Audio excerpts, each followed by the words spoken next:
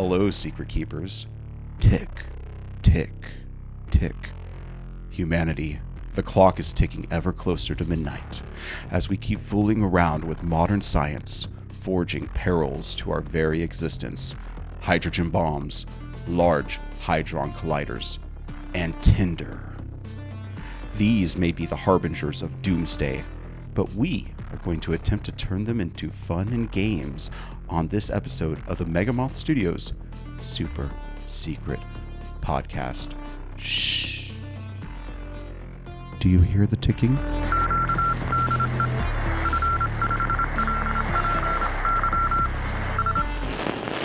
Welcome back to the show, Secret Keepers. I'm your host, Lost Episode creator, Joel Watts, joined as always by my co-host, not Damon Lindloff, Danny, here to hopefully record an episode with sound. Today we are going to cover two topics of impending doom, and we are going to try something new and see if we can make a pitch for a brand new game out of each of our topics. But before we fill you with impending doom, let's get to the question of the week. Before we get to the question of the week, I want to fill you with some impending doom. I'm not going to overpromise because I don't want to underdeliver, but I do think that you are going to hate this week's Something Random more than any Something Random we've had so far.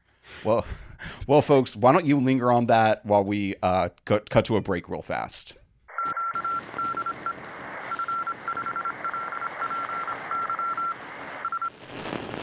This week, we want to tell you about a brand new game coming to Kickstarter on September 10th called Pantheon. It's a new strategy game from Archwood Games. In it, you play a demigod competing against your siblings for the control of the creation of a brand new world. It is a very fun game with secret agendas and a lot of back and forth. Check it out on Kickstarter September 10th. Now, back to the show. All right, and we're back with the Super Secret Podcast and the question of the week, Danny. Now, I have a big question in front of me, which is what's the something random that's going to be my least favorite something random of all time. But I did have a question for you that was inspired by our conversation 2 weeks ago. We talked about what makes a game into a sport. Yep. And then I was in a conversation with my brother the other day, and it kind of like crossed my mind. What about the inverse? Are all sports games, and why not? Okay, so we're definitely leading there. Yeah, I have strong opinions, but I thought I'd get your take on it. Yeah, I mean, there are definitely sports that don't look much like games, although I'm sure the people who are in those sports might feel otherwise. Mm-hmm. But yeah, I mean, like, I think anything where a person is getting scored with a board and it's like, oh, that's a 9 out of 10. Like, that's probably a bad sign for it being a game. Yeah, I think the subjectivity is like that pretty much.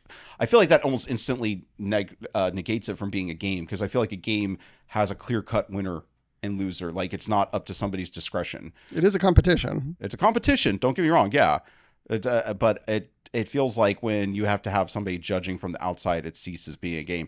Which I guess in a way that would come into question a lot of modern, I guess, party games. I mean, thinking Cards Against Humanity and other things like that, where there is a designated judge who awards the points. But even then, like, I don't know. Umpires and referees are kind of filling that role. They're just not grading I guess maybe it's the fact that with some of these sports that aren't games, it comes down to the subjective. The entire thing comes down to one subjective evaluation, or each round does, versus a game like basketball, football, baseball, hockey. Yeah. One of those sorts of sports where there's one of those dudes that follows the players around with hand gestures and whistles. And they're just like making, calls when someone does something they're not supposed to on the court, Mm-hmm. Like, yeah, I guess it's like is the officiating just making sure the game is being played fairly, or is the officiating, passing judgment upon the player? Is maybe, because I think of figure skating is like what comes into mind. I think breakdancing was big at this Olympics. Ray gun, why don't we just go ahead and put that up there? Yeah, and then my version. There you go. I like that. Pretty good, right? Anyways, so the thing is like, yeah, basketball, they're just making sure that everybody's like sticking to the same set of rules, right? But in figure skating, they are there to say you did better than you. It's like. I guess the same could kind of be said towards boxing. If a boxing match is taken to the to the final round and neither person gets knocked out or technically knocked out according to the referee inside the ring, then it's a panel to the side who's like judging each round, who won each round. Yeah. Well, I don't know anything about boxing. I would say baseball definitely has a balls and strikes element that can be somewhat subjective feeling, right? Yeah. Oh, you got 3 strikes. Good job. I mean, it is like, if I'm assuming most of the arguments or most of like the bad beats that you've like discussed with people in baseball usually come down to the umpires not, making bad calls. A lot of them. Yeah. Oh yeah. I mean, it's pretty objective. Otherwise it's like, oh, the ball went over the fence. Mm-hmm. It's only like when someone's like, yeah, that person was safe and they were clearly out, or, I don't know. There's a lot of umpires who seem like they're like, kind of like you were last night at Tuesday Night X, just trying to see the game end as quickly as possible. Yesterday, you made the claim that a card needed to be evaluated because it made you consider playing the game longer and you didn't feel up to it. Yeah, that did slip out of my mouth, and I kind of like was one of those instant regrets of like, I didn't say that right. That was like the worst way of saying that. You're like, do I want to keep playing this game? And I'm like, okay, you might be tired, buddy. Yeah, I was. It was like one of those days where I woke up ready to go to sleep, which is most days for me. I am a sleepaholic at this point, so I wake up and I want to go to sleep. Yeah. But yeah, I think it was just like that. How do people over 40 get out of bed? I have no clue. I am 2 years away. I'll let you know. It probably will not happen. I get out of bed, then I kind of get back into bed, and then eventually I get out of bed again. That's sort of like my method in the morning. Joel turned 40 and we never saw him again. Yeah, serious. So to go back to the question, because we don't want to, it's the question of the week. We still got 2 topics to get to. I mean, I just think like for me, a game, and come at me online, the Joel Watts on Please Instagram. Do. You can DM me. I just don't think Whatever that if the only thing that there's only one parameter to winning the game. There's not like strategizing in a bigger scale. Like, how are you going to strategically run any faster or cause your opponents to run slower? Well, I think running is a sport, but it's more like, but is it a game? Running is definitely a sport. Is it a game? Yeah. Because it's like, I mean, more so than something like doing a figure skating routine, right? Okay. Like speed skating to see who goes fastest. That feels more like a sport to me. You're trying to. Well, more like a game. Yeah, a game. Semantics. But ice figure, that doesn't quite feel like a game. Although, I mean, I guess it's just asynchronous turns. Asynchronous turns to do the best routine possible, I guess. But I don't even think you're not. I mean, if I understand how competitions like ice skating work, it's not like you're going to see the routine of the person before you and then change your routine. Like, you're still going to do the same thing because you're so locked in. You're just demonstrating, But is charades a game? I guess, but there's a right answer in charades, right? Well, maybe not if you're the one creating the prompts. Yeah, it just depends. Yeah. So, like, if I would say that you're like the games that what we call games that are board games or tabletop games that are most likely to fall victim to no longer being games based on this are, like I said, Cards Against Humanity, Apples to Apples, all the games that have that judge element. But even then, I do feel like you're playing the game. There's a meta game where since the judge is constantly rotating, you're playing towards the judge the best hand you can. Yeah. So I don't know. I guess it just feels like there's certain games where all you can do is your best, and I question if that's a game. I feel like a game is like the underdog can win, like with strategy, with cunning, with cheating, possibly. Yeah. Well, subterfuge. Yeah. Better word for cheating. If anybody accuses you of cheating in a relationship, just say, no, I was subterfuging the relationship. Yeah. So like, I think that, I don't know how I feel about that, because like technically, like, let's take baseball, for instance, objectively a game. Yeah. Objectively a sport.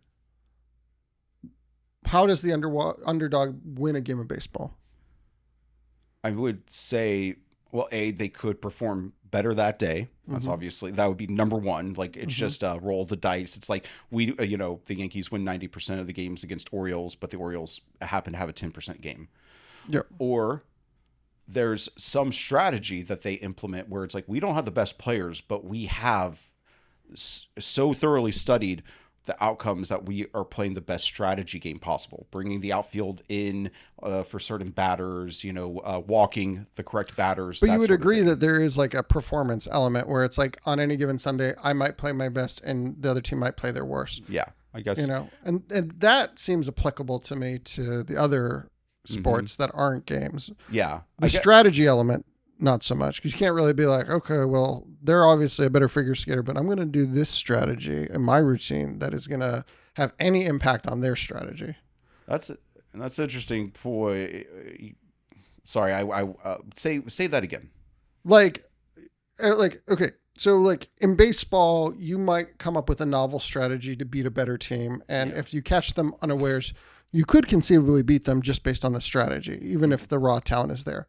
There's nothing you're going to do in your ice skating performance strategically that's going to undermine the performance of a better skater, right? Like there's no impact. You guys are doing two separate things. And then it's just like, the closest thing to figure skating strategy is Tanya Harding. Exactly what I was thinking. I was about to jump in with that. Yeah, she played the metagame of figure skating and just happened to get caught.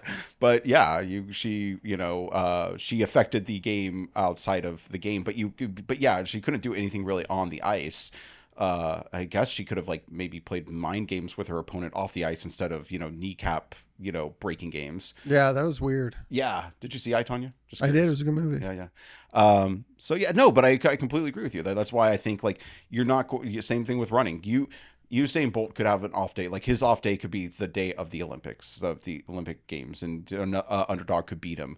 But it would have to be like he didn't sleep well, he didn't eat right, he twisted his ankle the day before. Yeah, something like that. It wouldn't be like I figured out how to get off the starting block like faster, but still it'd be legal. I get a 1 second. Maybe you like scream weird things the whole time, like not like that feels like it would backfire in such a high intensity sport though. Like you need your breath intake to be like regulated. You would think so. You would think so. You might be able to get away with it once, where everyone would be like, "What?" But no one's gonna fall for that twice. And we're talking about something where you have to go over and over and over again. Like they run so many reps, so many heats. So I think that's my ultimate thing. It's like I think that there was this idea that games become sport at a certain elevation, but I think it's more of like there's games in sports or competition, something like that, and then somewhere in the middle in a Venn diagram way they meet up and create sports in the middle. And some games are sports, or some games become sports, some competitions become sports, but what sports is, I think you had a great point. It's like sports is almost more lifestyle oriented, and it's more about like spectator, there being spectatorship. Yeah, someone wants to pay you to do it. Yeah, somebody wants to pay you to do it, and people want to take their time to watch you to do it. Yeah. And the gulf between loser and winner is like that sport cutoff. And no offense to people, but I'm going to be a little charged here, but there's so many people out there who play things that they consider sports that aren't playing at the sport level, and they look like a little bit like losers because of that. I'm sorry. I'm thinking basically anyone who played high school or college basketball but didn't go pro, Joel's calling a loser. Yeah, pretty much. Yeah. No, I was thinking more, people who are playing esports style games, like to an unhealthy degree, hope, maybe with the hopes that maybe they could go pro. But it's like at this point, there's a certain age where if you don't get on a team, you're not going to go pro. Anyways, sorry, that's a digression. I think we kind of got a little bit to under the hood with the question of the week, so maybe we should. Yeah, I'm totally fine dismounting this one. Okay. Just like, I don't know, dismounting the uneven bars. It was quite an uneven conversation. But we'll be right back with our topic number 1.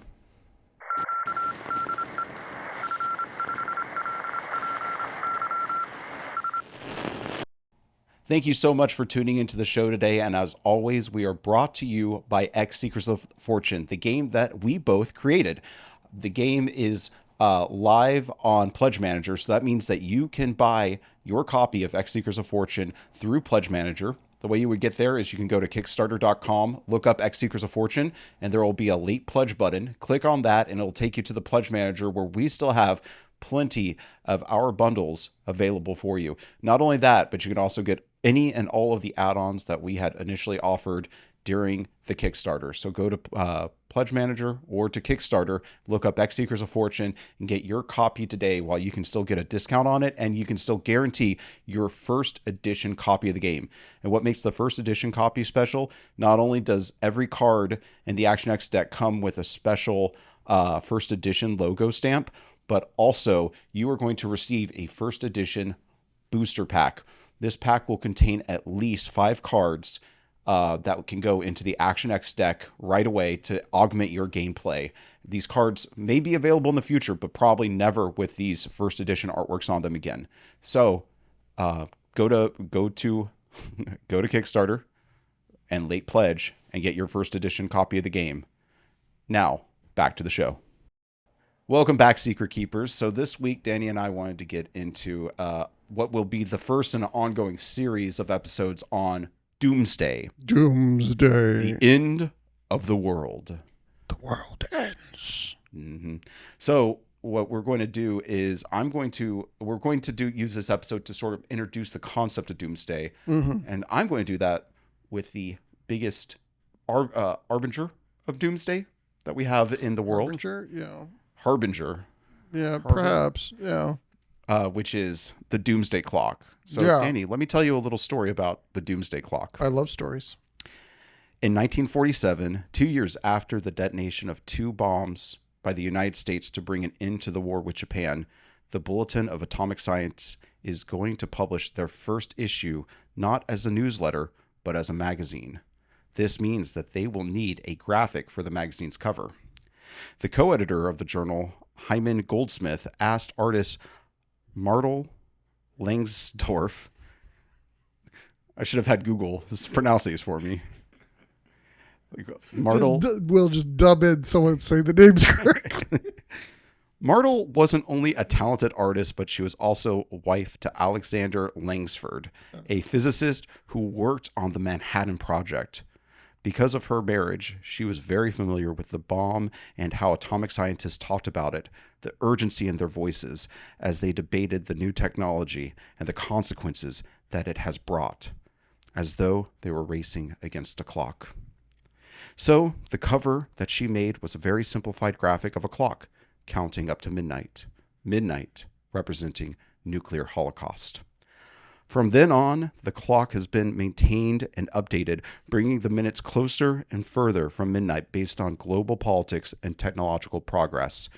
The clock's time was maintained by the magazine editor Eugene Rabinovich. Just guessing here, but I'm sure I was closer. After his death in 1973, it was given to the Science and Security Board and is updated twice a year. The furthest away from midnight the clock has ever been was set at 17 minutes. This was in 1991, after the fall of the Soviet Union. Today, the clock is set to 90 seconds to midnight, the closest it has ever been. 90 seconds to midnight. We are at 90 seconds to midnight. Jeez. So the atomic clock, or not the atomic clock, the Board of Atomic Scientists, or the Bulletin of Atomic Scientists has maintained the clock. Such a beautifully simplistic design, just a clock ever so slightly counting down to midnight. And it's iconic, and it's very much has loomed in the back of our conscious with pop culture. So this, I don't know. I'm not sure where to begin. There's so much to say about the Doomsday Clock.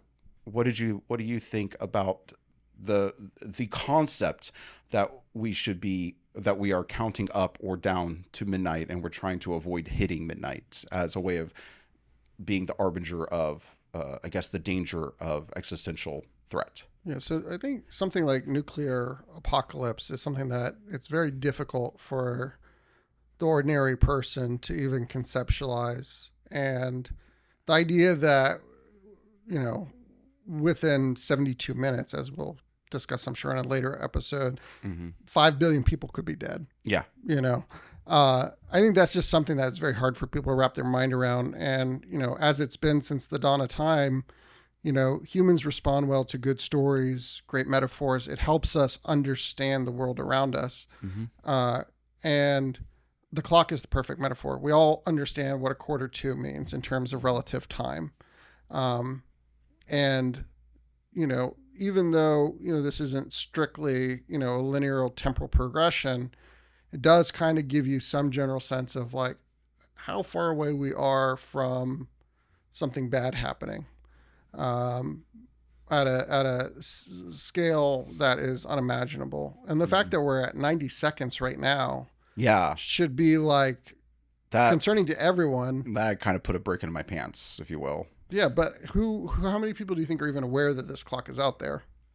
I mean, it comes up every now and then in pop culture, like, or in media, like, when they make their announcement, if they set the time forward and backwards. And this isn't like they aren't being willy-nilly with the updates. I don't think it's been updated since 2022 or 2023. It's, they do meet, they do discuss, but if nothing's changed in the world, they will keep it where it's at. So updates are very sporadic, but consequential. When is the next one set to be? Do you know? No, not off the top of my head. But I didn't see how frequently. I saw that they do it twice a year, but I didn't see when those twice a year meetings happen. I mean, between the war between Russia and Ukraine and Israel and Hamas threatening to spill over into a more general conflict in the Middle East, Yeah. there's a lot of reasons to think that 90 seconds might start to be depleted pretty quickly here. I would say that, growing up, I think I felt like, nukes were something that, I knew existed and like conceptually understood could be dropped. But like, I kind of had this feeling like it would be impossible for it to really happen. Right. Mm-hmm. I think like growing up in the 90s, I mean, there's that famous, we've reached the end of history, right? Yeah, the end of history. I should know the guy who wrote it, but yeah, it was a famous article that basically. Was it Murakami? I don't know. It sounds like I know. I think it was like somebody with a Japanese name. I'll say that. Yes, it was a man with a Japanese name who proclaimed it was the end of history. Because of the fall of the Soviet Union. Fall of the Soviet Union. I think there's this general consensus.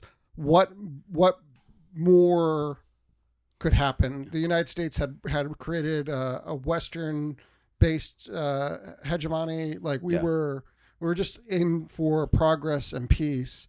And it really, I don't think, kind of dawned on people that wasn't true until 9/11.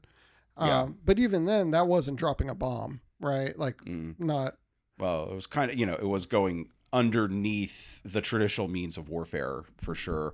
But yeah, I think it was a very bold, very I don't know, very post-Reagan claim, I guess you would say, to believe that it's like, this is how it's going to be from here on out, guys. Yeah. And it's just like, something's going to happen. Things degrade. Things, there's going to be somebody who wants to get underneath the system. And I think that what I like about the atomic or the Doomsday clock is the idea that we're looking out at the whole world and seeing all the factors. Like you said, there's two major hot wars going on right now with nuclear powers. Nuclear, yeah. Yeah, so that is something to take into account. There are and it's not and now not only is it nuclear holocaust. They also do take into factor climate change and technological problems too. So, I mean, like, if there's massive like, hack that, takes out portions of our grids, like network grids, electric grids, they will take into consideration how vulnerable we are to that. So I think that at first I came in thinking that I was going to have who are these guys? Who do they think they are kind of thing. But after looking at the credentials of the board and just knowing how well learned and in the know these people are, I'm actually, it's one of those things that makes me more worried because they know what they're talking about. This isn't, this is all they're there for. This is from what I can tell, they don't have another agenda. Their agenda is what are the problems out there, or what are the potential problems out there, and how close are they to going into the, like, I guess the red zone. How close is somebody, like all it takes is like something to be so unstable, a certain amount of unstable for somebody to be like, I'm going to press the button. Yeah. All it takes is one person to press, especially when it comes to nuclear war, all it takes is one person to press the button. Especially when you consider, and again, I think we'll get into this in more detail in a future Doomsday episode where we specifically address nuclear war. But the way that specifically with Russia and the US, because of how quickly you need to respond in order to be able to retaliate and ensure that deterrents hold and mutually assured destruction, you kind of have to have a unilateral decision by one person, the president of that country, able to make the decision to say, okay, it's it. There's not time for checks and balances. And what that means is you think about these school shooters, you think about people who crash an airplane full of people just because they're depressed. All it takes is one nihilistic madman with their hand on the switch to bring about a scale of destruction that the world has never seen. And, I think what I was trying to angle at earlier is, there was a time in my life where while intellectually I understood that these bombs were out there, it didn't seem possible that it would happen in our reality. But we've had a whole lot of things that I didn't think were going to happen in our reality happen over the last 20 years. And now I'm not that confident that, we're going to live to, see the natural end of our lives, and pass the baton off to another generation. I think, they say every generation thinks they're going to see the end times. Yeah. But we're not talking about seeing the second coming of Christ. This isn't religious. This isn't revelation. This is human hubris, human indifference, human ingenuity, corrupted and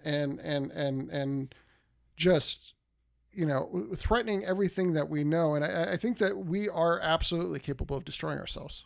This actually makes me think. So there was this supposedly pretty good play. I think it was a play. Maybe it was a TV show in Britain. And it was like every prime minister since Queen Elizabeth had come into become the queen.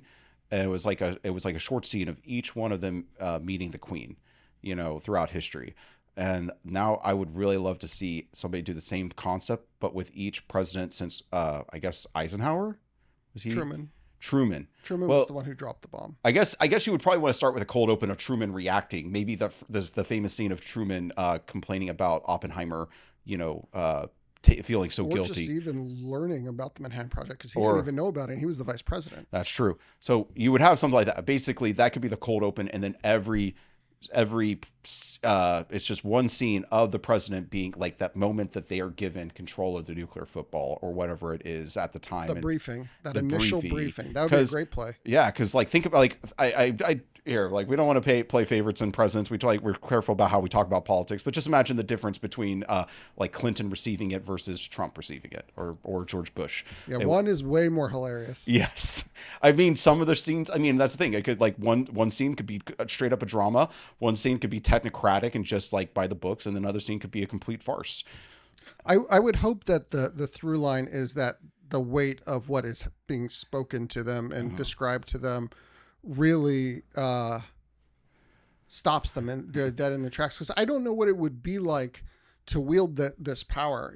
I play with a little bit in the sci-fi novel I'm writing, someone who has to consider what it means to have great power placed into their lap. But it's kind of something that, we're all lucky that we're not the ones who have to have, the responsibility to decide whether or not to end the world. Oh, 100%. I don't think anybody should have that responsibility. In all honesty, let's be it's one thing to have the responsibility to know that the decision you make will cost tens of thousands of lives, but soldiers and civilians that you should be, watching out for. Lincoln had to deal with that. Yeah. I think there's one good solution. Okay. You get the entire U.S. stockpile. You get the entire Russian stockpile.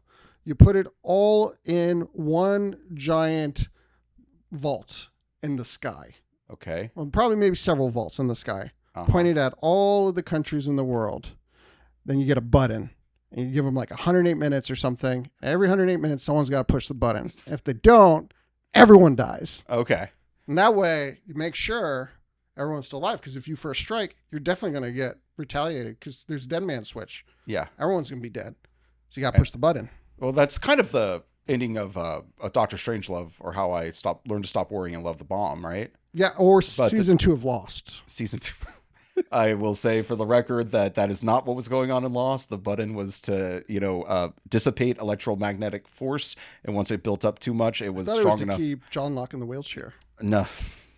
I don't remember spoilers. Lost very well. If you haven't seen Lost, so you got spoilers for Lost. Anyways, so that's a good overview and maybe a great primer first and foremost for Doomsday. You have another topic, but before we get to your topic, we do want to do something new on the show, which is we want to try to turn the topic I just talked about into a game. Sure. So I actually, while doing my research this week, I actually kind of came up with a game. I figured I'd pitch it to you and see if you have anything you'd add to it. But I'm imagining this as I would imagine it as some sort of like drafting style game.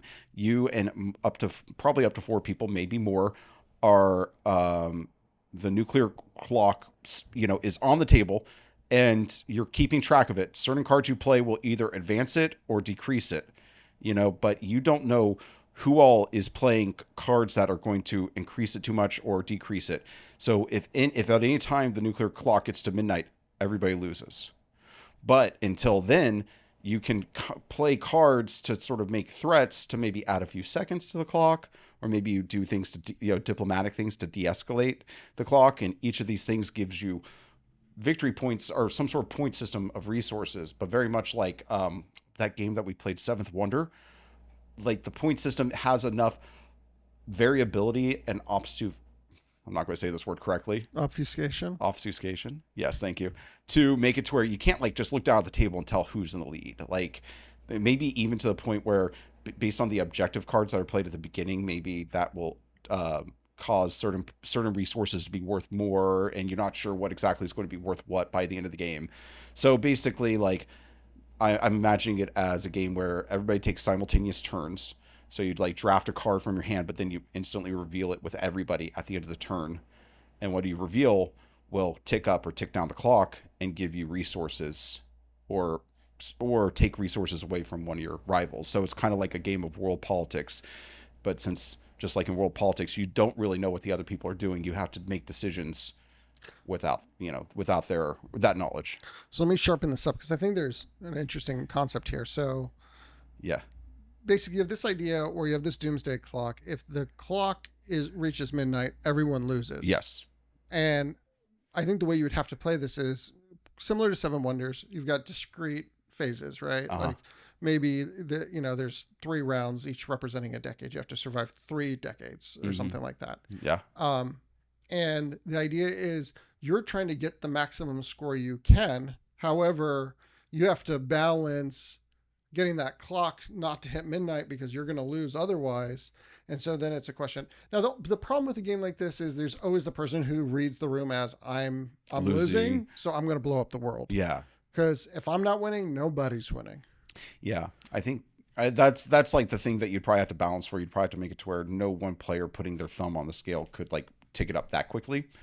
But yeah, that's why I had the point total thing obfuscated, because that is what I thought of being the big problem. It's like if you could look around the table and be like, well, I have less green tokens than everybody else here, that means I'm losing, so why don't I take everybody else down with me? How would you obfuscate the point totals with the reveal system?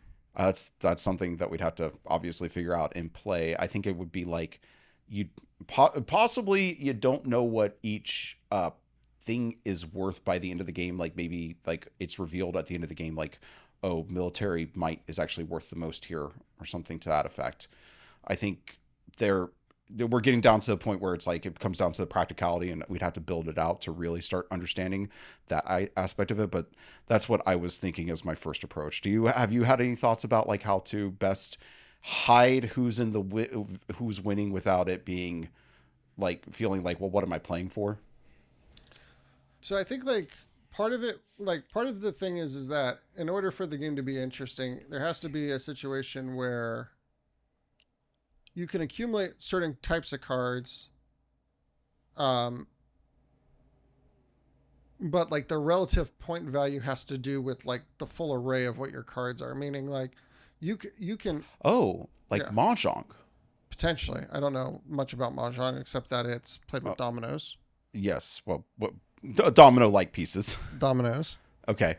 Well, what I'm thinking there, like, is like in Mahjong, certain patterns are what actually score you, and they score you big, more or less. So maybe it could be like a drafting, like it's not that you're drafting each individual card gets you points, but if I'm going for this strategy, I need to go for these cards. I don't know that I know are out there that are being wheeled around.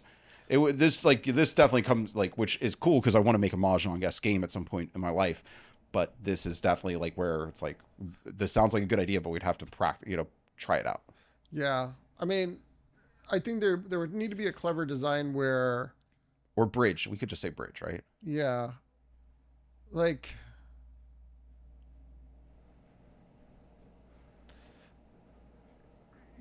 it could be something like, again, I mean, this is not something that we're going to solve in one conversation, but like the idea that, okay, I'm getting negative points for building my military, but I get like positive points, time points that offset that by creating, trade relations with other countries. The idea being like, I can have my military and it can be strong, but if I don't work on building diplomatic relations with the other countries, that's enough to push it over the edge.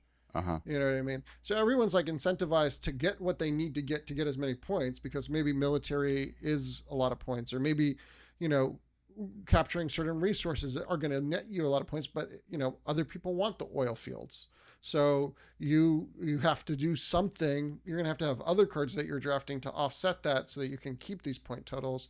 And I would say that there's probably, like you said, like there's the victory points, and then there's these time points that are plus or minus points that are treated differently. And maybe we can see the times points on the backs of the cards, but we, and then at the end of every round, it's sort of like the net of what happened in that round.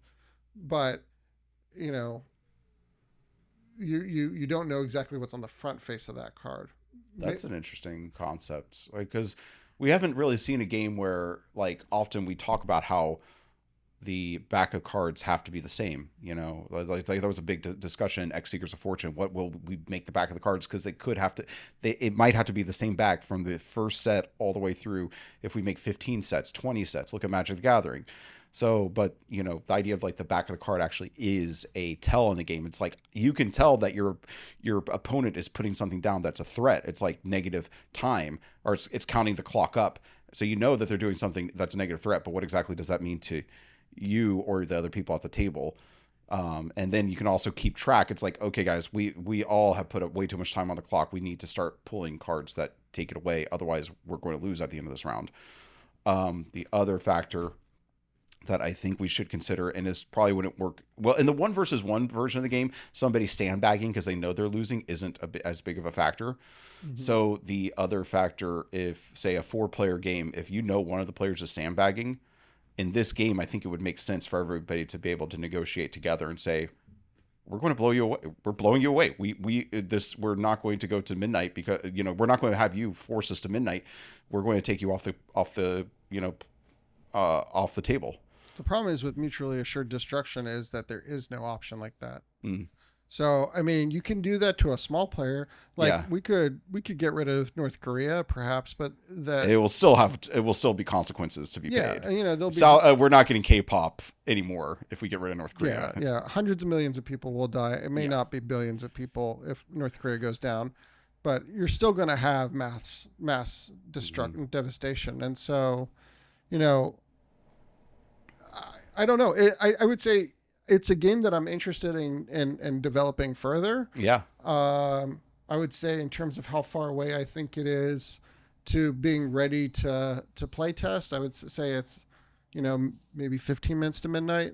I don't know for sure, but it needs a little more work before I think we could get it to the table, but it would be one that I'm willing to put the work into. Okay, cool. Excellent. Did you have anything else you want to say about the Doomsday Clock, or any other ideas for a game for it? No, I hadn't given it a lot of pre-thought, and interestingly, I mean, I there may be some mechanical overlap with some of the things I was thinking about our next topic. Okay. So, but I'm not entirely sure. But that one we may just have to work out together because I haven't really pre-thought about it too much. Cool. Well, how about we go ahead and take a quick break, and then we'll get back into the show with your topic. Sure. Sounds good. Cool.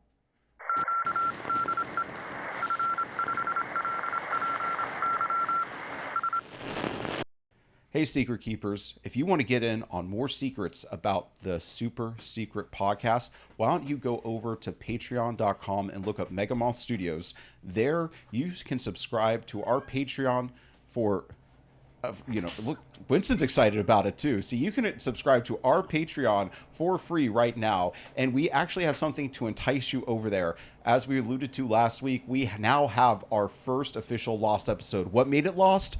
We didn't start recording with a microphone, so all we had was the camera audio recording. But we're going to put that episode with the bad camera audio up on the Patreon. We're going to boost it as much as possible, but it will only be for those who are really into the secrets of the Super Secret Podcast. So why don't you go over there and let us know, what do you want to see us put up on our Patreon account? Let us know in the comments. Hit us up on TikTok would be a great place. Danny would see it there. So why don't you go ahead and check out the Patreon, and you can let us know what secrets you want to be into. Welcome back to the show, Secret Keepers. So you just heard about the Doomsday Clock and the game that I think we could build based around the idea of the Doomsday Clock as a central mechanic. Now Danny's going to tell us about, what is it called? The Vulnerable World Hypothesis. Yes. And this is from the philosopher Nick Bostrom, who has a lot of amazing essays and hypotheses, I don't know, that he's put out into the world. The one that's most famous, I would say right now, is simulation theory. Okay. Oh, he's the one. Yeah, we were talking about simulation theory earlier this week, or last week, something like that. So this is from the same mind as that brought us simulation theory. Yeah. Cool. And so essentially what the Vulnerable World Hypothesis posits is essentially, because humans are a species capable of invention, and because we are constantly creating technology, we can kind of think of this practice as though we are pulling balls out of an urn. Each new technology is a new ball coming out of the urn. And up to this point, most of the balls that we've pulled out of this urn have just been white balls, right? Mm-hmm. These white balls are effectively technologies that have very little risk of causing civilizational destruction. There's no true existential risk, at least not one that is easy to enact. Yeah. But we have pulled out a few balls that he would describe as gray balls, which, require some amount of management, but have the ability, if not properly managed, to create existential ending consequences. Existence ending consequences, civilizational destruction. These gray balls, again, looking at nuclear weapons is an example. It is somewhat within our ability to surveil and police because of how difficult it is for these weapons to be made and how many resources you need. You have to be an extremely powerful actor.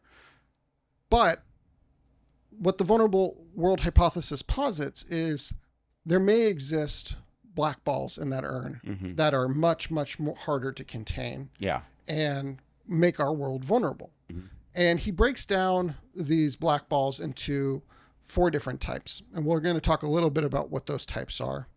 But before we do that, we have to understand sort of what allows for these types to be so threatening to civilization.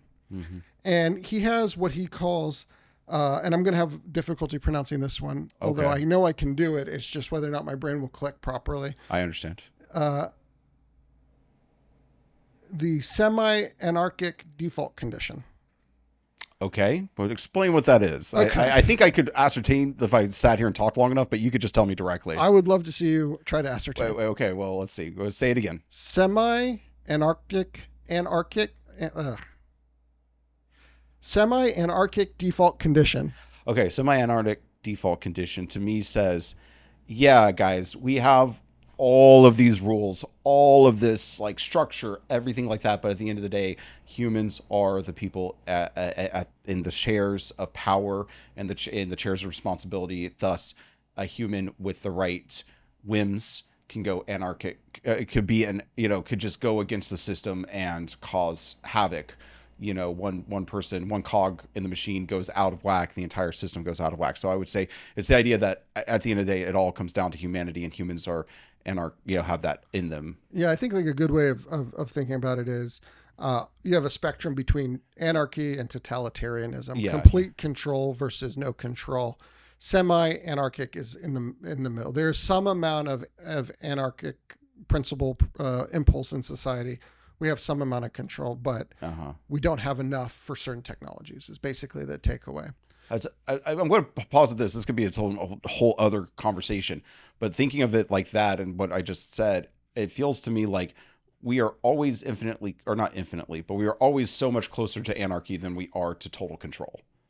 You know, it's like totalitarian. I'm not to, I'm being recorded, but I do see the impulse of people towards total control, towards totalitarianism, because it's unattainable, if that makes sense.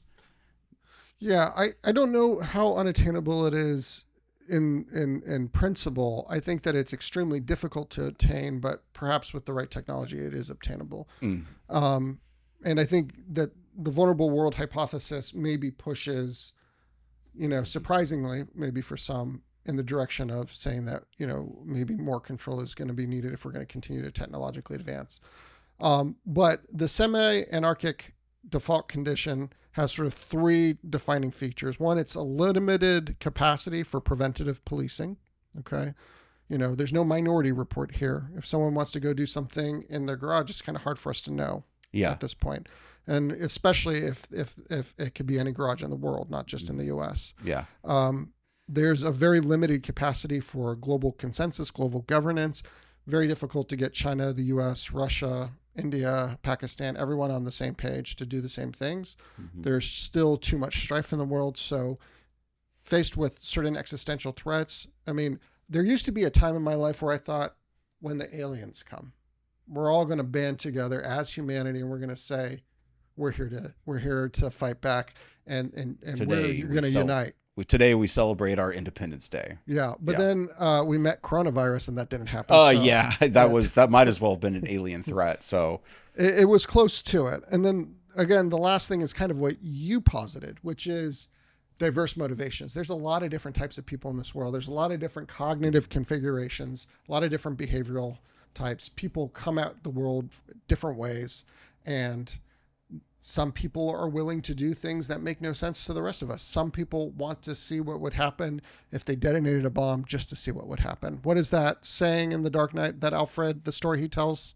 Do you remember that? Well, I remember they have multiple parts, but essentially, there's a man in the forest, or there's a bandit in the forest who is robbing the caravans of their jewels, and him and his squad went out hunting for the man. And while they were hunting for him, they found the jewels just scattered in the forest. He didn't care about the jewels. He cared about the sport of collecting the jewels, the game, if you will, because I would say banditry is a game, not just a sport.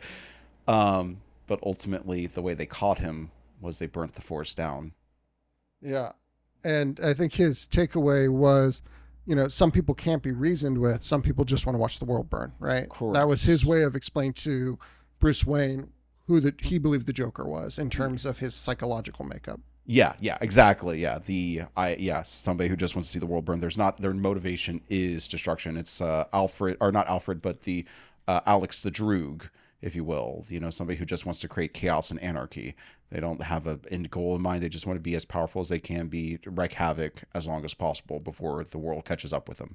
So this semi-anarchic default condition is sort of the table setting that we need to kind of think about these new technologies as they come, to judge whether or not we actually think we are up to the task of managing them.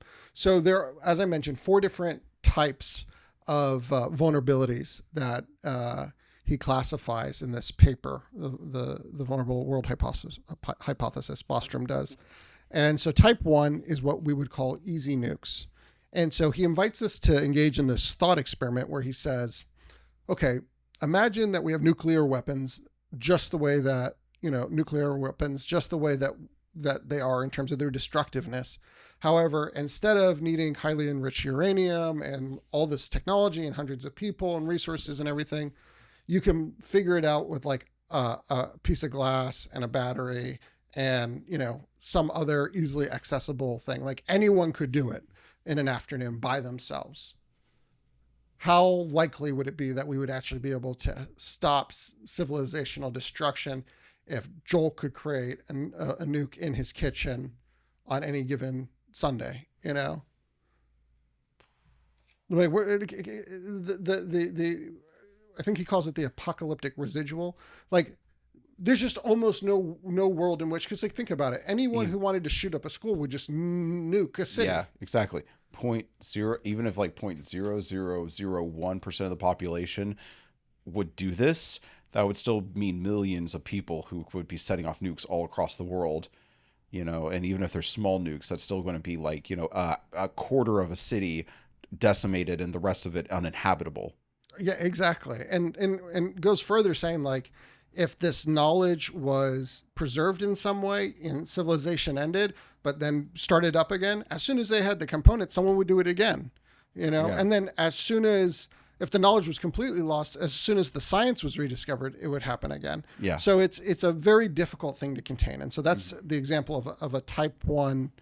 And just a reminder, just to freak you out more, you're just using nuclear weapon as like the ideal, like this is what people think when they think Holocaust or the world ending.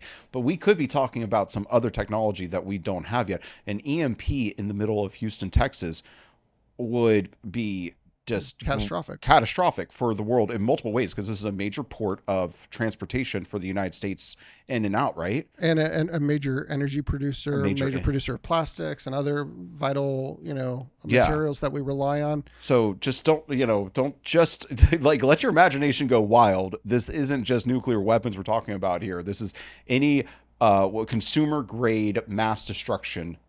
Well, another example he gives in the paper is DIY biohacking. Oh, the idea that maybe we discover something about, how to modify our DNA that's easy enough that, any, guy at the gym, when he's taking his roids can, go home and whip some of this up, and you get one thing wrong and it releases something into the population that just destroys our DNA. So the next coronavirus is because somebody wanted to get swole and they accidentally, so instead of creating the protein strand, they create some sort of like swine flu that's it spreads, and it's just some dork at home who's just trying to self-maximize. Yeah, exactly. Okay. Well, consider me very freaked out. And this is what we're at 1 of 4. 1 of 4. So, and just to put a finer point on this, so a type 1 can be described, and this is not the precise definition that Bostrom gives in his paper. I tried to make it a bit more accessible. So it may not be 100% to his liking, but I think it will help people digest it. A type 1 is a technology that enables mass destruction that is so easy to use that it is unavoidable that it will be used. Yeah. Okay. Then there's type 2A. Type 2A, the example that he gives is a safe first strike. And this one can be defined as a technology capable of civilization devastating harm in the hands of powerful actors who face incentives to use them. So again, this is sort of where we are with nukes, right? There are a lot of people, especially before we got to the point where first strike capability kind of got nullified. So it used to be that the conventional wisdom would be like, you probably cannot respond to a first strike because if someone catches you unaware, they devastate you, you won't have a time to retaliate. Yeah. And so that was a very dangerous world for us to live in, where there was no hope of retaliation because the incentive to not be caught unaware and to be the one who does the first strike was much, much higher. Yeah. Was this like the 1950s? Yeah, I forget exactly when they made some changes that enabled it to be easier to detect nukes. So like I think we have I'll do a better job of this when we get to this episode. Okay, yeah. But we have the ability to detect within like milliseconds when a nuke is launched. Okay. From a silo or wherever. So we can respond really, really quickly. But there was a time where we wouldn't necessarily know until it was too late. And if you live in a world where you're not going to know whether or not you need to throw a punch until after you're already knocked out, your incentive is the sucker punch. Yeah, 100%. So that is kind of what this is talking about. Yeah. And this can be, again, this isn't just nukes, but nukes are the one that makes the most sense. Yeah. So type 2b is the third type. And the example that Bostrom uses in the paper is worse global warming. And it's just simply that, imagine that, okay, so we just talked about civilization devastating technologies that could be wielded by powerful actors, a handful of powerful actors, but they have strong reason to use them, right?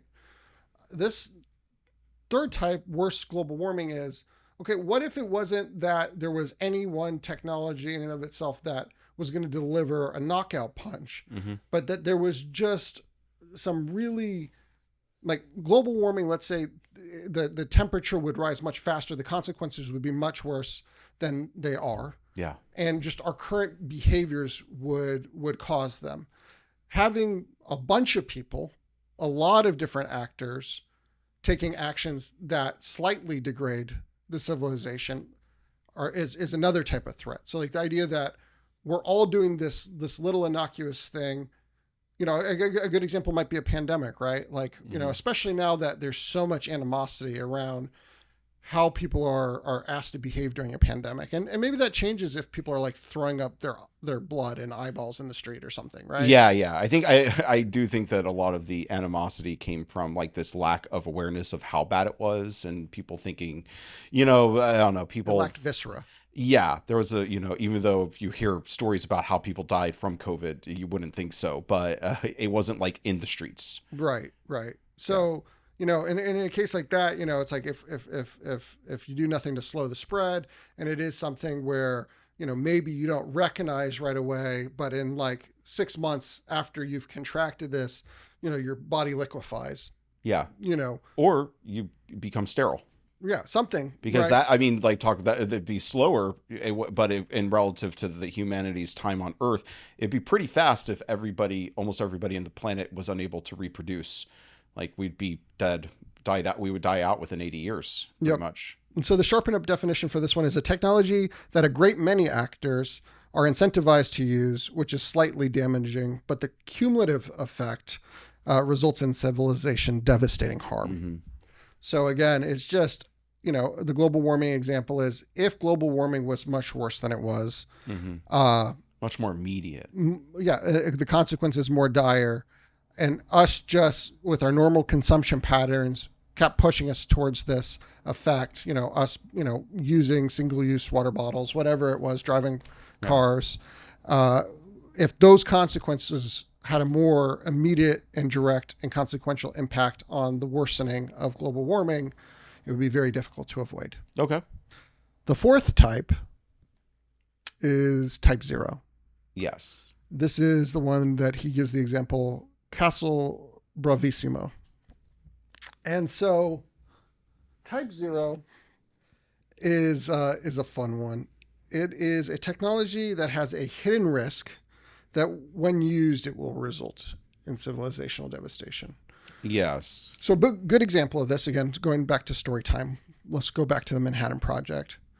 Edward Teller, as they were preparing to test the first bombs, raised a concern that there was a possibility that detonating the bomb could cause a chain reaction that would essentially cause like the entire world to explode. Yeah. I might gain this exactly wrong, not exactly right, but that's kind of the idea. So he brought it to Oppenheimer. Oppenheimer's like, yeah, that sounds like it's possible. So they ran the numbers. I think they came back with the idea that it was like only a 1% chance. Right. Yeah. Well, as Batman would say, a 1% chance should be taken as like a guarantee. Right. Well, so, when you're thinking about it, 1 in 100 chance that you're going to blow up the world when you flip the switch is a pretty scary thing, but that's a perfect illustration of a type 0. Ultimately, the reason why you take the 1% chance is because in their situation, they're thinking, is this going to deter Hitler? Does Hitler care? Because if Hitler's going to push forward with a 1% chance of that, we need to as well, because if he gets the bomb, this is going to be a much worse situation. This is what's so scary about making decisions at the knife's edge of a prisoner's dilemma is at the end of the day, you have to assume the other person's crazy enough to do it. So you have to as well. Yeah. And I mean, this is, again, a lot of what the Doomsday Clock is all about, is that these are some of the challenges that we're up against as a civilization, trying not to stuff ourselves. Yeah. The other story that they tell, which is crazy, and again, I'm not going to get this exactly right, but when they were doing the Castle Bravo tests, which was a much larger bomb than what was initially dropped at Hiroshima and Nagasaki, I think that they estimated that the kiloton discharge was going to be between like 6 and 8 megatons. Okay. But they did the math wrong. And what actually happened was like 15 megatons. And so because what happened was they had assumed that there was going to be a reaction with only, I think, one type of element, and there ended up being another reaction with a different type of element that was even more impactful, more catastrophic, more powerful. And, obviously it didn't blow a hole in the world, but what if they had gotten that math wrong? Again, in the paper, he uses the example, what if they had gotten the math wrong on the 1% chance that the world was going to blow up? And they flip the switch and we overlooked this molecule. Or I mean, I keep coming back to what 1% chance is still a 1% chance. It's a 1% chance. Yeah. I do have to ask that. I presume that they figured that 1% chance or whatever of setting the sky on fire across the world. If you've read Cat's Cradle, Ice 9, but the fire version instead of ice, I presume that was like, if any detonation of a nuclear bomb happened, it may cause this. But I'm not saying this correctly, but basically it's not every single time they detonate a nuclear bomb, there's a 1% chance that this will happen. It's that there's a chance that this is what the reaction to our sky could be if a nuclear bomb is detonated. Right. So it's like after the first one, it was like, okay, so that's not going to happen. Yeah, I think so. I think it's more like we're 99% sure this isn't going to happen. Yeah. But if it doesn't happen this time, it's probably not going to happen. Yeah, I don't think it's like it'll happen 1 out of 100 times. Yeah. It's like, because otherwise we'd be dead 10 times over. I'm sure we've detonated more than 100 at this point. But yeah. It was just with a 99% certainty that this is not going to happen. So, that's the high level overview of Bostrom's vulnerable world hypothesis. It is available to listen to if you want to listen to the whole paper on Spotify at Bostrom Radio. I think it's free.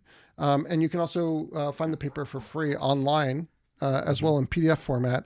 I did not cover some of the policy implications that he suggests, but if we look back at the semi-anarchic default condition, you can kind of guess what he's addressing. And scarily enough, I mean, it is a lot more draconian, sort of surveillance that, hey, if we're going to keep pushing these bounds, we need to have the ability to know that someone has the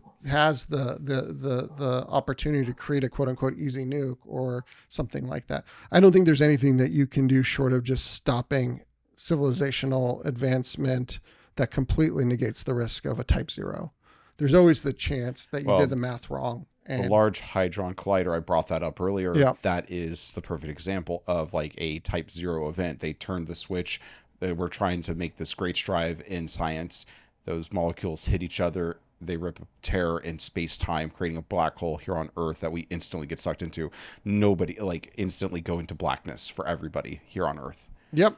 And that was something that they were like, well, it could happen. I remember the Daily Show. I think there was a smaller version of the Large Hadron Collider in Manhattan or something like that. And they made fun of they made the entire, Daily Show correspondent segment on it about what are you madmen doing? Because they, were like, there's a 0.001% chance a black hole could happen, something to that effect.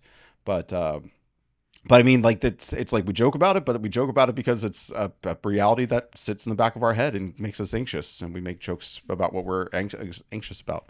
So I think the reason why we brought up the vulnerable world hypothesis is because the whole concept of this Doomsday series that we're starting is we're going to start looking at some of those civilizational threats, existential threats that we face as a civilization. Some of them are going to be real, clear, and present things like nuclear holocaust, or maybe AI gone wrong, or pandemic. Some of them might be more fun, like zombie apocalypse, or I don't know where you put aliens at this point, but I think fun. That like, I mean, I don't know about that. It's not like zombie apocalypse is, I don't consider a fun apocalypse. I think consider it an outlandish apocalypse. It's an outlandish apocalypse that's fun to talk about, terrible to live through. Yeah. Yeah. Like it's definitely one of those I might unalive over going forward with I've long said, and no spoilers, but like that is the correct strategy for the zombie apocalypse. I know a lot of people are going to disagree with this, but there's a reason why you need to have like a handful of pills on hand for that type of scenario. Yeah, totally. So Danny, you pitched me, you explained the vulnerable world hypothesis. Vulnerable world hypothesis, yeah. So do you have a game based on the vulnerable world hypothesis?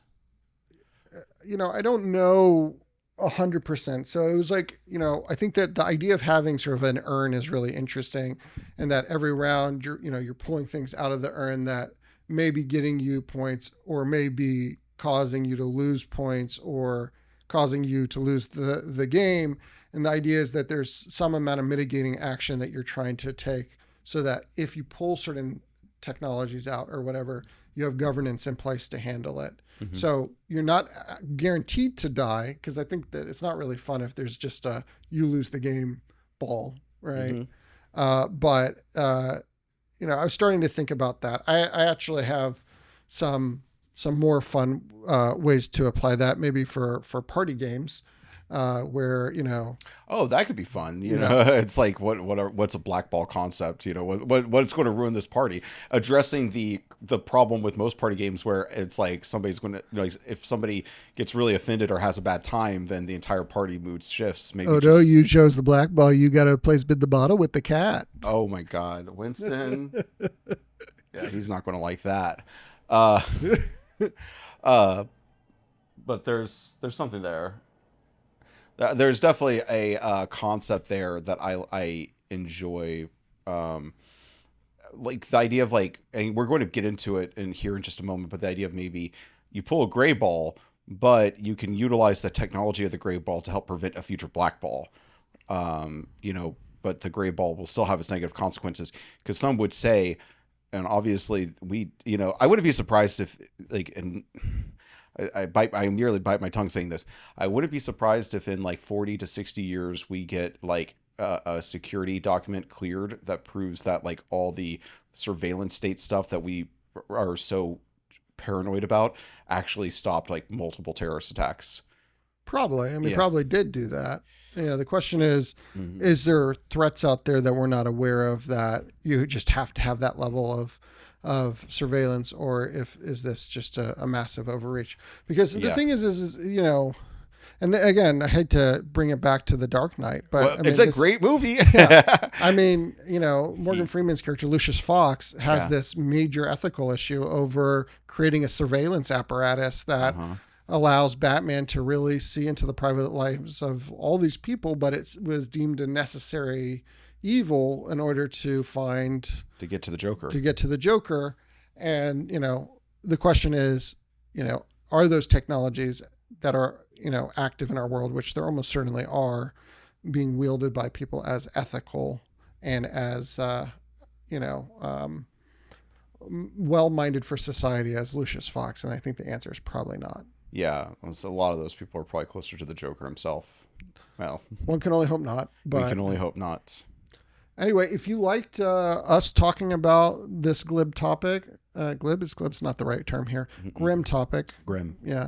If you liked hearing us talk about Doomsday, if you want us to do more episodes like this, let us know. We're going to definitely do some more, but we will be very encouraged to do more if this was something that y'all enjoyed. Let us know what you liked about it, what you didn't like about it, so that, as we do this and get better at it, we can deliver the experience that you most want to listen to. Of course. And if any of our game concept, if any of these topics inspired you to think of a game, or you thought of how to better the game concepts we pitched here in this episode, please leave us a comment or get at us on TikTok specifically. Just reply to whatever Danny has most recently, stitch just a random Megamoth Studio video with your response to how would you make a game about the Doomsday Clock, how would you make a game about the vulnerable world hypothesis, or how would you combine the two concepts to create a game. And we would love to see that. And if there's any good ones out there, we'll play them on the show on the big screen. Yep. In fact, maybe we're gonna record a TikTok that we're gonna post asking that question. Yeah, we should. Yeah, right after this episode. Well, we will do that, and when we're done with that, we'll get right back with you here on the Megamoth Studios Super Secret Podcast.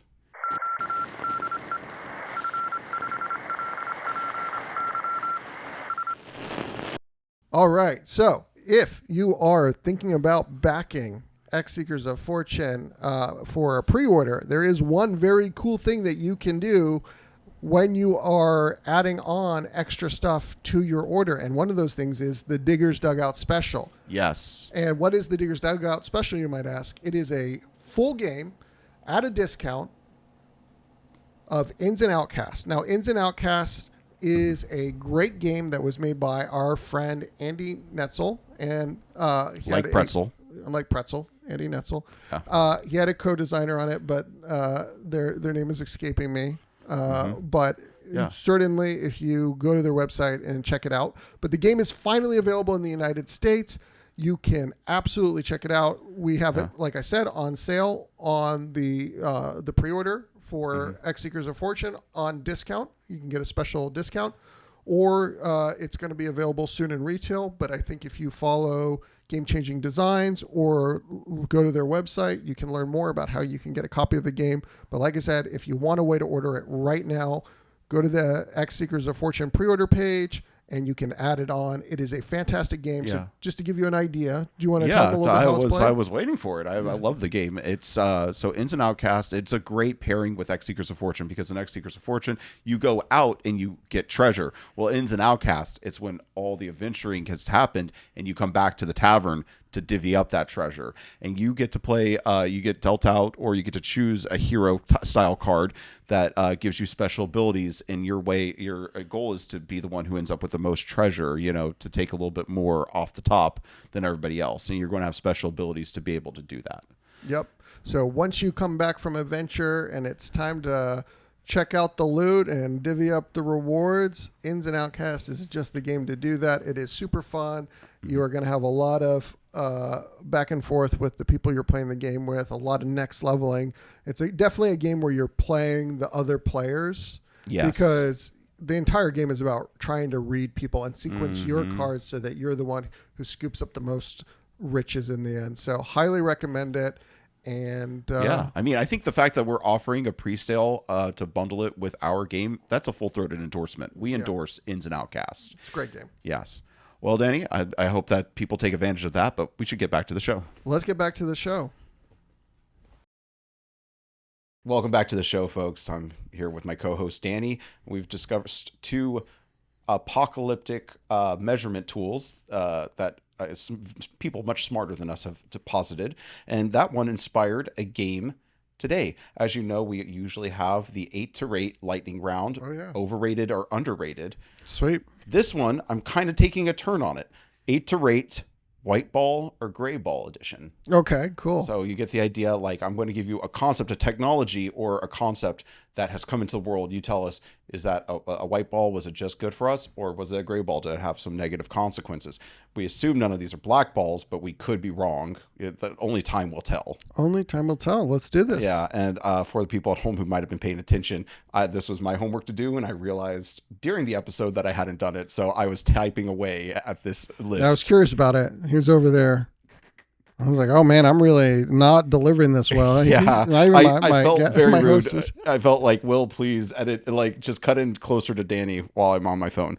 All right, Danny. So I came up with these really fast, but there's ones on here that I knew off the, like right away when I came up with the concept, when we came up with the concept of doing this. So I'm going to start with those, and then they might get a little shakier as we go. So number 1, my favorite topic. Okay. Tinder. White ball, good for society. Gray ball, bad for society. You know, harmful. I'm going to go gray ball.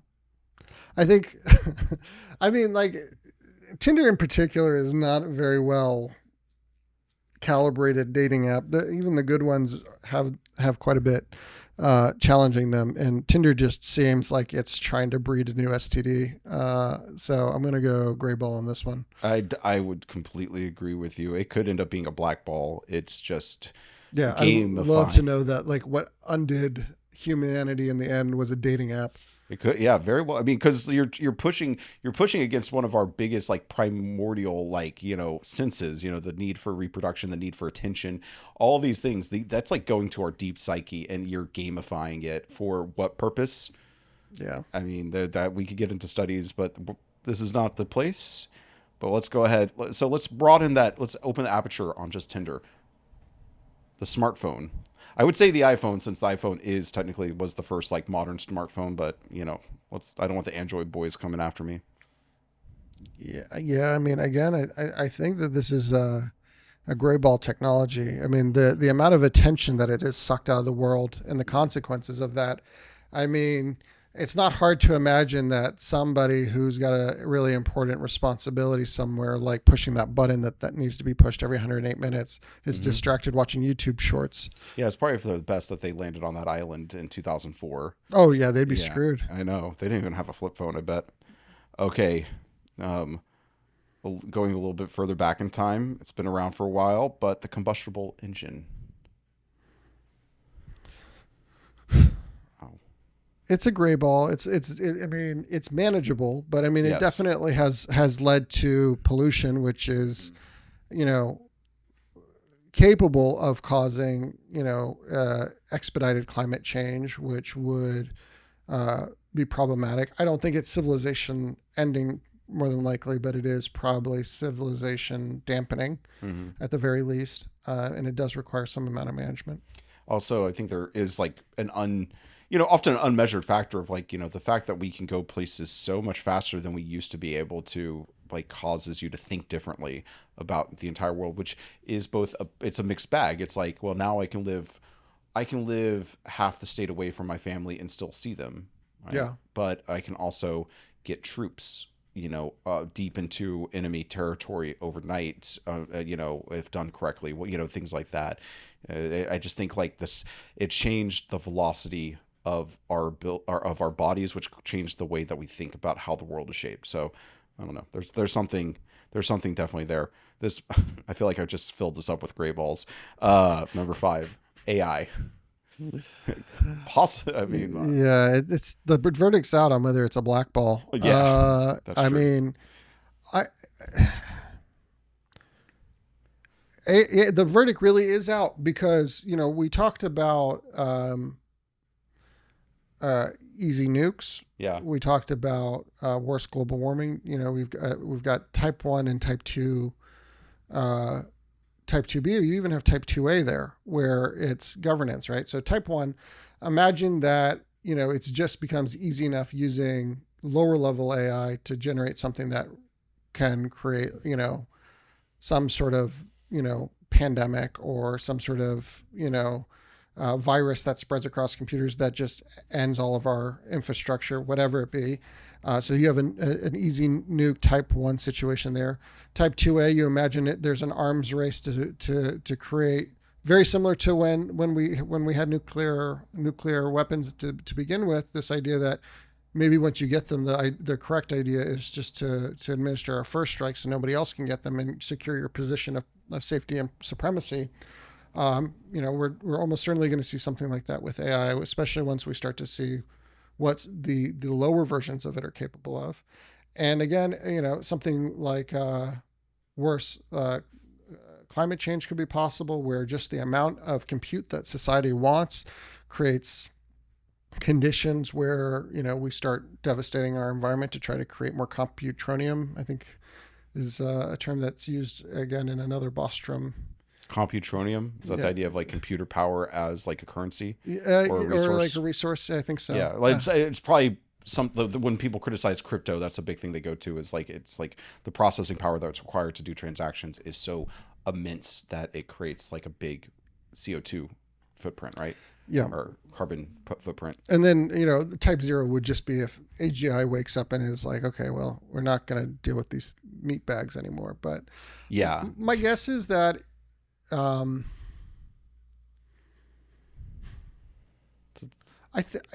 think it's possible that there's a positive future with AI. I do think that it's going to be a weird future, and I hate to say it, but I think it's it's only going to contribute to this problem of not having any idea of what's true anymore. The ability to create supporting evidence for completely fake, Mm-hmm. you know, ideas, and pass them as, real happenings is just getting better and better by the year. And AI is just going to make it that much worse with deep fakes of voice and video. And I mean, you could have hundreds of hours of video that is completely synthesized of someone, and then people see it and they're like, oh man, there's so many videos of Joel just talking about how he wants to chop the tails off of every monkey. That's an interesting one. I thought you would, I Trying do to keep it PG for the podcast. Thank you. Yeah, I didn't want to complete my own thought process on that. Anyways, the AI question is kind of like I don't know. You're right. Of all the things on this, it's the one that is most likely to be a black. What does it say? A black ball. Yeah. Yeah. Let's try to bring it a little lighter. Cards Against Humanity.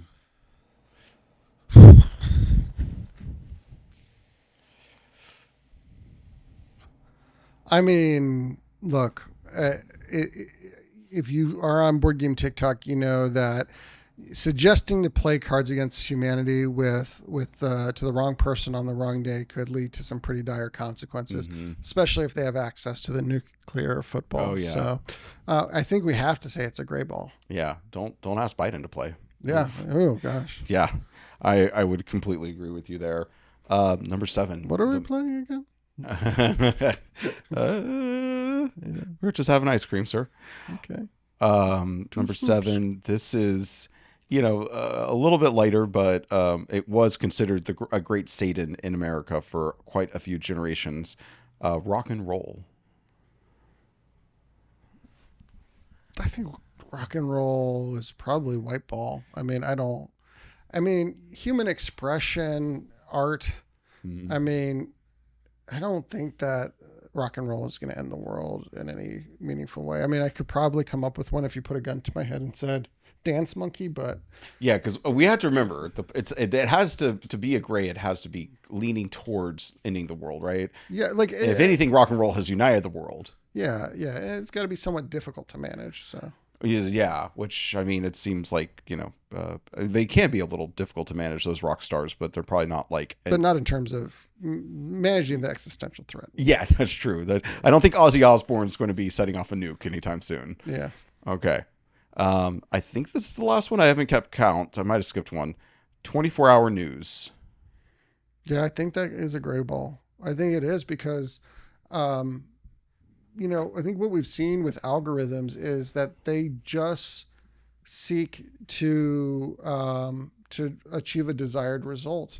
And we have a lot of them, governing social media. But the reality is capitalism has run on the algorithm of profit maximization for a really long time. Mm-hmm. And it may not be as efficient as something that is, run by a computer. But when you have a bunch of people who are just motivated by how do I make money, and the things that make them money do not lead to things that are good for society, it just creates a spawning ground for all these other threats to take hold. There's so much discontent in society, and 24-hour news doesn't seek in any way to heal that pain. It only seeks to plunge the knife deeper, because we've learned that people respond to things that outrage them, and they're much more likely to tune into something that is upsetting, it would seem, than something that is uplifting. Yeah. And I lay that in large part at the feet of 24-hour news. Just needing to find a way to capture attention 24 hours a day, you're running out of legitimate things to talk about. Mm-hmm. You're just trying to find a way to mise attention, and it's one of the things that I think has really undermined civility in society. 100%. Like I often say, I'm not against any one of the 24-hour news networks. I'm against all of them. Yeah, agreed. Yeah. Excellent. Oh, was that 8? Do you remember? I didn't count. Okay, I didn't count. Usually that's the let me just the see. role of the guy who has the list in front of Okay, them. let me just check off. I think I missed one. But it seems so obvious. I might as well say. Let him just check off, bleep that, and then bleep what I just said, and it'll seem real creepy.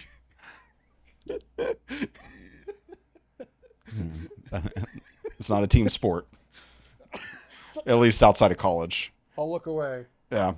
I think I missed biological weapons, but that seems like so obvious. It seems That's definitely it could be a black ball for all we know. It's too broad of a category. There are black balls in there for sure, though. Yeah, I guess I'd have to bring it down to like maybe gene manipulation. Like CRISPR, maybe. CRISPR? That's a whole nother topic for another day. I was thinking gene manipulation, the idea of like being able to actually fine tune our genetics. Maybe that's CRISPR. Yeah, it's sort of the copy paste function for genes. I guess okay. Gene editing. Editing is what CRISPR enables. Okay, I didn't realize that could be its own topic, but that could be a topic outside of the Doomsday, because I don't know if that will be I don't think it's leaning towards black ball. It could be a gray ball. I think anything where you could potentially sterilize vast amounts of people on accident is like gray ball material. For sure. Because then you have a much lower breeding pool, and then, that could, like, less genetic diversity equals one threat could come in and wipe us out. So it's like if everybody has blue eyes, and then it turns out there's a plague that, thrives on blue-eyed genetics. Yeah, ultimately it just comes down to how manageable the threat is. And there are a lot of, the types kind of break down the different ways that certain threats are difficult to manage. Mm-hmm. Okay. Well, I think that does it for the 8 to rate lightning round. It wasn't quite lightning this time, but it was energetic. Yeah. It was good. It was crackling. It was crackling. Yeah. So I think that means that we're moving into the last segment of our show, and I'm terrified. I think you're about to pull out a black ball on me. Yeah. I think it's time for something random, Danny. Perfect. Okay. This is great. And I will give you a lot of different instructions here as to what it's going to be in just a moment, but we do need a couple things to get started and be properly prepared. So the first thing we're going to need is a blindfold. And the second thing we're going to need is a can opener. All right. I'll go and grab those items, but I do remember something that we need to do, so I'm going to leave it to you this time. You need to tell people to like and subscribe while I'm going to grabbing those things. All right. Well, if you've been listening to this podcast today for the first time, or if you've been listening to it for many, many weeks, you will know that we want you to keep listening to it. And the best way to do that is to like this episode, subscribe to this podcast, and hit the bell that will alert you whenever we post a new episode so that you can watch it as soon as it comes out. We really appreciate the support. You can watch us on YouTube if you are listening to us, and if you are watching us on YouTube, you can also find us on any of the popular streaming apps. That's Apple, that's Stitcher, that's iHeartRadio, that's Spotify. And please tell your friends about us. We would love to have more and more people join the conversation and hear whatever nonsense we think is important to talk about on a given week. So thank you. And I think I did that in a much more concise and less dramatic way than Joel, so I feel good about it. Less entertaining. All right. So we are going to take a quick break while we get Joel configured for this next setup.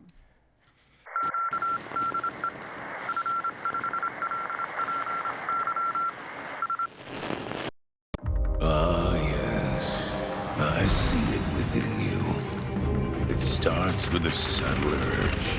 You tried to ignore it, but the call, it intensifies. Do not look away, kid. This is your moment. It is time to set your sights on new adventures in X, Seekers of Fortune.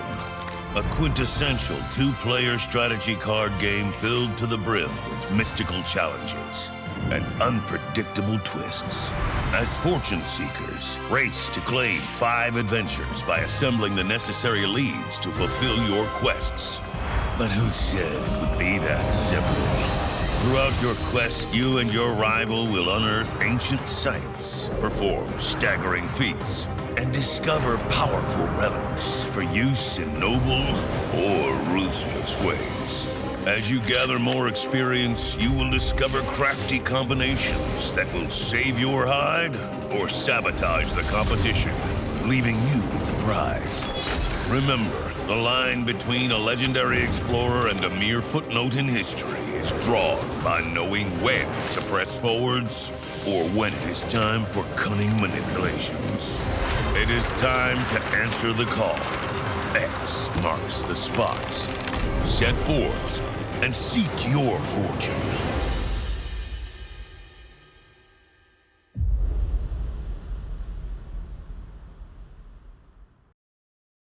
Welcome back to the show, Secret Keepers, and this is Danny's little game, Something Random. Danny, explain what you need to, because I obviously can't.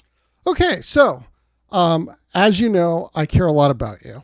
And there's a lot of things that are problematic about the apocalypse. But one of them is you never really know what kind of apocalypse you're going to end up in, right? So Yes. I wanted to do a little apocalypse training with you. And so what we're doing today is we're doing a simulation where you've been blinded by the initial event. Okay. We're not going to say what it is, so you can't see. And you have to just be prepared to eat whatever you find. Okay. And so we're going to have a variety of apocalypse foods that you're likely to find during the apocalypse. You're going to have to taste test them and rate them and guess what they are. Okay. Well, I'm going to presume that none of these foods here are rancid or poison. I'm just going to go on good faith that they are edible and meant for people. So you might as well hand me, I guess, how are we doing that? Are you going to feed it me like a little birdie, or are you going to put it in my hands? I will feed you. Or I shouldn't say that. Maybe like a priest giving communion. I should just go, ah. Yep. So we're going to I'm going to either feed you, or depending on what it is, you may be sucking it through a straw. I don't like that. I don't like that one bit. Okay. All right. So here is the first one. I'm just going to say, for the record, hello TikTok. I'm sure this is going to be on there. All right, you're spooning it. Is that right? Yeah, open up. I definitely recognize that. It's not bad. Okay. What is it? I don't. It reminds me of like a stew or something like that. A stew. And how do you rate it? Wait, so it's a cold stew? I mean, I'd eat it. I'd eat more of it. That would be fine. If it was dinner time, I would just be like, feed me some more. It's a little sweet. Seems perfectly edible. So I'm going to say guess that's like a Campbell's stew. It is Van Camp's Beanie Weenie Smoked Hickory. Okay. Okay. Something that you'd probably want to eat warmed up. All right. Let me get you a little palate cleanser. God. Because I'm not a monster. Okay.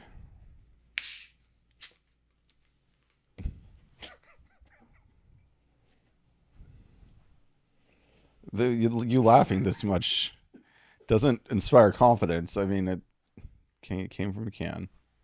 Okay, so I can't. Drink as much as you want. Okay, was that ginger ale? Not exactly. Not exactly. Okay. But it isn't used for cleaning, so you're okay. It seemed like it was a soda pop for sure. It was either like ginger ale or Sprite. All right, we're working on the next one here. Okay.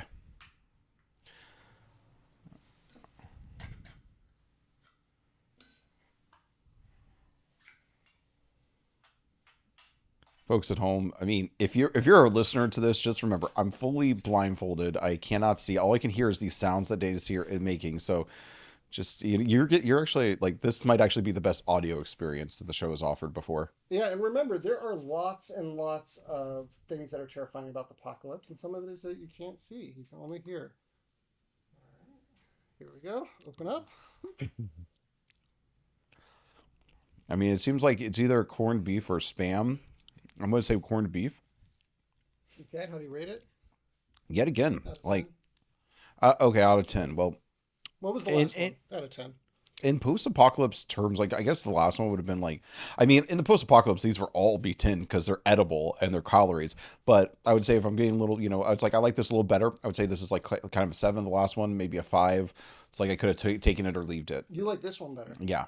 Okay, this is premium quality deviled ham spread. Deviled ham, that's it. I was saying corned beef, but I meant deviled ham. All right. I'd eat more of that. Like I'd spread that on a piece of bread right now and have it as a snack. Good. Well, that might be an option for you. Are we coming in with the palate cleanser again? Yep. We got a little palate cleanser action here.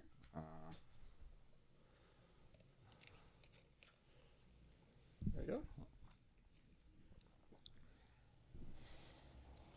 This is so strange. Like, it's so odd because, like, I think without the blindfold, this would be as though I had a servant working for me or something like that. But with the blindfold situation, it becomes like a hostage situation. It's so funny how that one thing changes.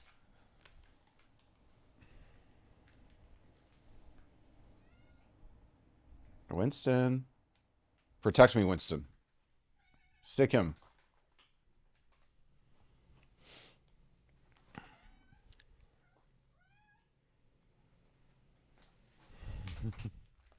All right, we'll get the next one here. Wait, what? Why did you get so close to me without feeding? That's more creepy. All right. Here we go with the next one. Okay.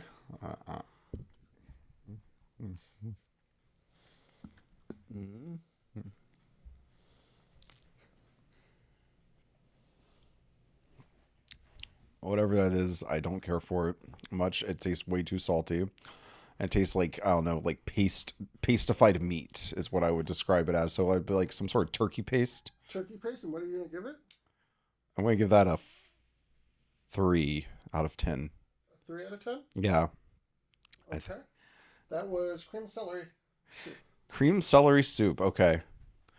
I think the trick to most of these are totally tolerable if they were cooked. I'm just going to point that out. There's no cooking in the apocalypse. No, I guess not. Not in the one that you're in. Okay. Good? Yeah, as good as I can be. Is Winston playing with the little, like the baggie? Yeah, let me hear. No, he can more than, I mean, assuming, unless you want to make sure it stays intact, I mean, he can play. Cream celery soup? Like creams, I haven't heard of that ever before. Maybe, I'm not often on the soup aisle, I will say that. I tend to shop on the outer periphery of the grocery store. Okay. Okay, Winston's worried about me, I think. Yet again, you got close to me without feeding me. Why? Why is this? Winston, save me. Save me, baby. But I don't think he likes what. You didn't feed him something, did you? He's being weird. Here we go. Okay. What is this? Oh, God. I can't believe we're getting the equipment as close to this situation as we are. Yeah. Oh.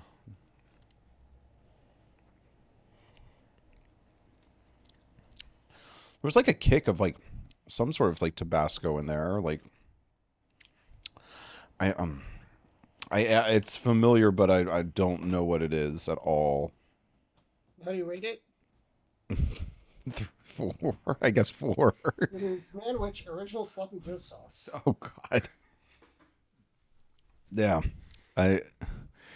Sloppy Joe.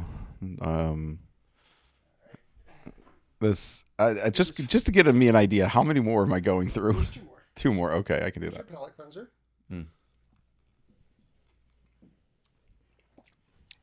Very appreciative. You chose a good palate cleanser. Like, I'm not usually in for soda pop, but I think it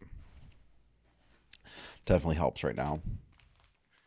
Sloppy, man, I'm thinking about it. I have no idea when the last time I had anything close to a Sloppy Joe was. Did you? I have a feeling I know what's going on. What you got? Catnip for fucking Winston. This is not part of the something random. Oh, what, the catnip?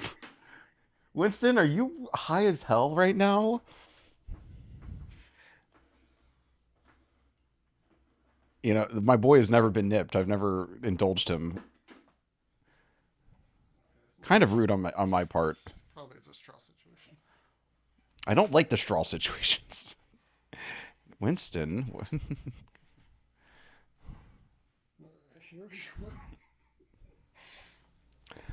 Okay.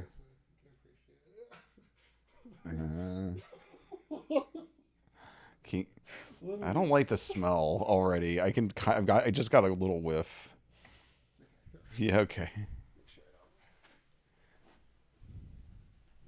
You didn't get it all over the microphone, did you? Okay, cool. Mm-hmm. Okay. Well.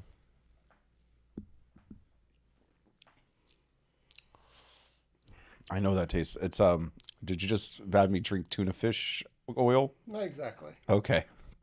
Well, I would say that if there was that flavor in some meaty chunk, I would give out nearly a 10 to, but right now I'm just going to give that in that form, it's like a 5. A 6. I'll give it a 6. All right, that is mackerel brine.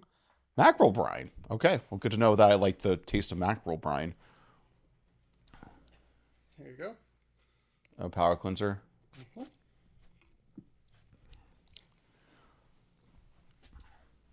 Man, I feel like we should put on Dark Side of the Mood for Winston.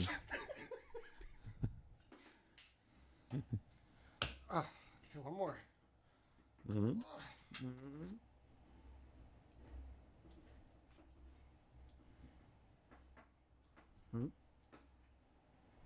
Okay, one more. You're opening it. We have to make this has to exist by itself. Like it has to be posted just as a short or just as a shorter video. All right, here we go. The last one here. Okay. Did you get your palate cleanser? Yeah, I'm pretty I don't recall. Do you want it? No, let's go for it. Okay. Is it another spoon or a straw?